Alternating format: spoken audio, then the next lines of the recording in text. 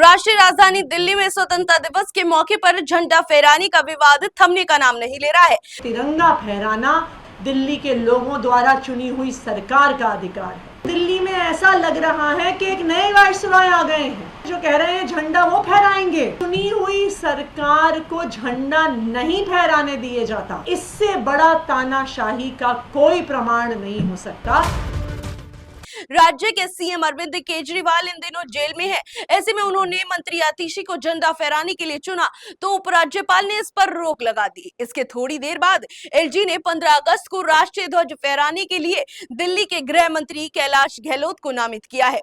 चुनी हुई सरकार के मुख्यमंत्री या मंत्री को ही झंडा फहराना चाहिए, लेकिन मौजूदा एलजी साहब से और लोकतंत्र की, संविधान की अपेक्षा करना मुझे लगता है बेईमानी हो चुका है। इनसे केवल और केवल तानाशाही की अपेक्षा की जा सकती है और वो कर रहे हैं। जेल में बंद एक बहुत महाठग है, सुकेश नाम है उनका, शायद सुकेश चिट्ठी लिखता है तो वो तिहाड़ प्रशासन भी बाकायदा एलजी साहब को सबमिट करता है और एलजी साहब भी बाकायदा उस पर एक्शन लेते हुए कार्रवाई करते हैं। और जब दिल्ली के चीफ मिनिस्टर चुने हुए चिट्ठी लिखते हैं तो एलजी साहब तिहाड़ प्रशासन को कहते हैं खबरदार जो अगर इनकी चिट्ठी भेज। तिरंगा फहराना दिल्ली के लोगों द्वारा चुनी हुई सरकार का अधिकार है। दिल्ली में ऐसा लग रहा है कि एक नए वायसरॉय आ गए हैं जो कह रहे हैं झंडा वो फहराएंगे। चुनी हुई सरकार को झंडा नहीं फहराने दिए जाता। इससे बड़ा तानाशाही का कोई प्रमाण नहीं हो सकता।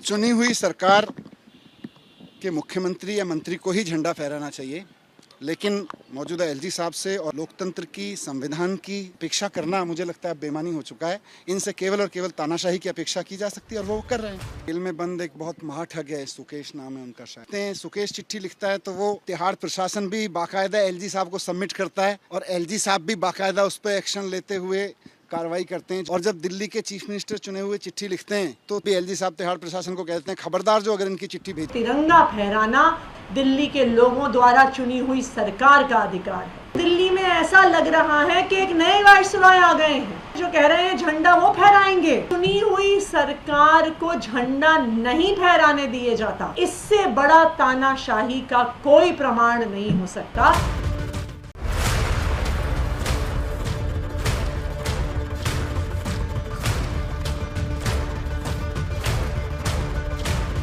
चुनी हुई सरकार के मुख्यमंत्री या मंत्री को ही झंडा फहराना चाहिए, लेकिन मौजूदा एलजी साहब से और लोकतंत्र की, संविधान की अपेक्षा करना मुझे लगता है बेईमानी हो चुका है। इनसे केवल और केवल तानाशाही की अपेक्षा की जा सकती है और वो कर रहे हैं। जेल में बंद एक बहुत महाठग है, सुकेश नाम है उनका, शायद सुकेश चिट्ठी लिखता है तो वो तिहाड़ प्रशासन भी बाकायदा एलजी साहब को सबमिट करता है और एलजी साहब भी बाकायदा उस पर एक्शन लेते हुए कार्रवाई करते हैं। और जब दिल्ली के चीफ मिनिस्टर चुने हुए चिट्ठी लिखते हैं तो एलजी साहब तिहाड़ प्रशासन को कहते हैं खबरदार जो अगर इनकी चिट्ठी भेज। तिरंगा फहराना दिल्ली के लोगों द्वारा चुनी हुई सरकार का अधिकार है। दिल्ली में ऐसा लग रहा है कि एक नए वायसरॉय आ गए हैं जो कह रहे हैं झंडा वो फहराएंगे। चुनी हुई सरकार को झंडा नहीं फहराने दिए जाता। इससे बड़ा तानाशाही का कोई प्रमाण नहीं हो सकता।